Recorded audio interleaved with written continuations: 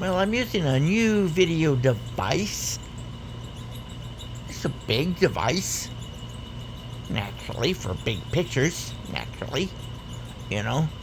I like my huge pictures, 85, 86, 100, 120, 150 inch diagonals. I mean, I don't want anything under 85 inch. You know? I'm old. When it has words on the screen, I want to be able to read the screen. I'm old. Know what I mean? So yeah, projectors work great.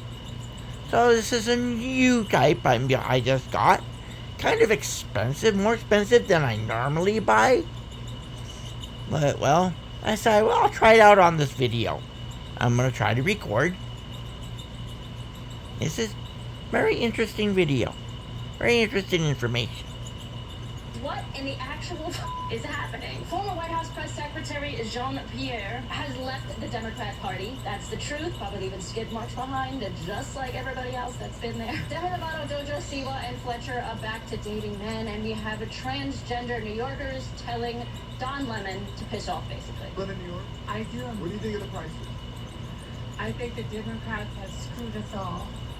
The Democrats in New Of York? course, I walked away from the Democrat plantation. I had to. Just because I'm transgender doesn't mean I need to be a Democrat. I hate what the city has become. It used to be beautiful and fabulous. And? Now it's and we need Trump 2028. Hold on.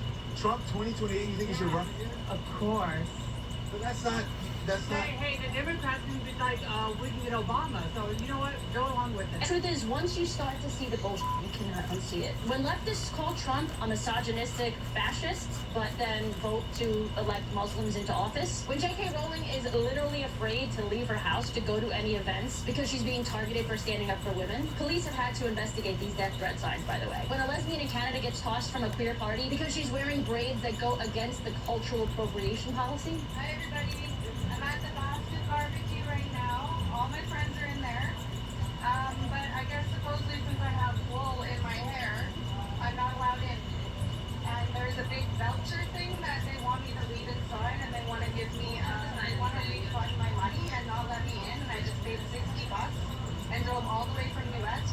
And I also just drove all the way here from Headley so that I could be here last night. We got home at 4 o'clock in the morning. And now I can't get in because of my hair. It was included in, when you bought your ticket, it was included, our quotations, it was included, when you bought your ticket, when you, like, in the description of the event. So it is something that was put out, ahead of time. And I apologize. I don't really understand, so you're not letting me in because of my hair stuff. Yeah, so, if it doesn't align with the culture that... I am Viking. Viking has been ready. Everybody in there on whether or not you like it or not.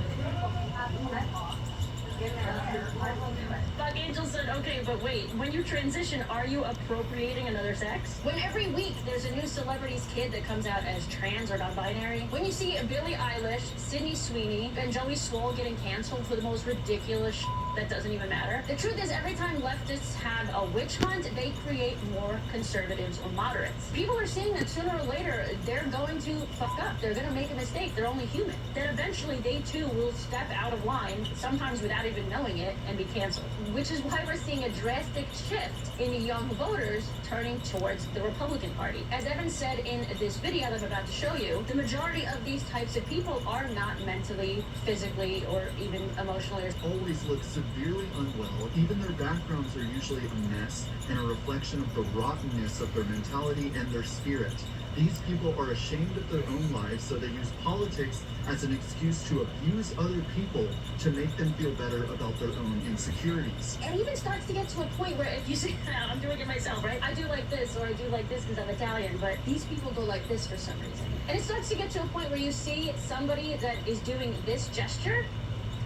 Not this one, that's the Italian gesture that we do, that I do. And you start to fear for your mental health and physical safety. And honestly, I think survival of the fittest starts to kick in. When you see yourself being represented at Barnes & Noble's like this. We're in Barnes & Noble's, and there's a kids book section, a gay kids book section, and this shit is crazy. Look at this. Okay, there's the gay BCs, right?